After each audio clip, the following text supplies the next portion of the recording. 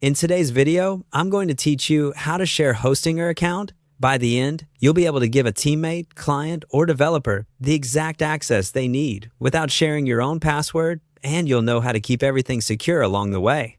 Start by signing into your Hostinger account and heading to the hPanel homepage.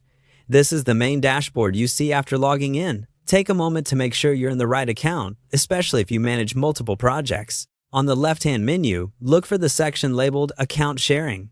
Click it to open the dedicated area where you control who can access your account. Here, you'll see any existing collaborators, their roles, and the status of past invitations. It's a great place to review access before you add anyone new. Next, choose Grant Access. This opens a simple form to invite someone.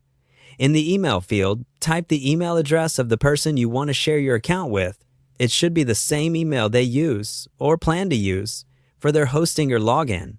Double-check spelling carefully. Sending an invite to the wrong address can expose your account details to someone who shouldn't see them. If your collaborator doesn't have a Hostinger account yet, they'll be prompted to create one when they accept. Now select the permission roles. This is where you decide what the person is allowed to do. Read the descriptions provided in the panel and match the access to their job. For example, someone building your website might only need site and file access, while a bookkeeper might need billing visibility but nothing technical. Always follow the principle of least privilege. Give only what's necessary for the task. You can adjust these permissions later if their responsibilities change. When everything looks right, click Grant Access to send the invitation. Hostinger will notify the person by email and inside their hPanel. Until they accept, you'll see the invitation marked as pending. Once accepted, their name and role will appear in your account sharing list, and they can begin working within the limits you set. A couple of tips to keep things secure and organized.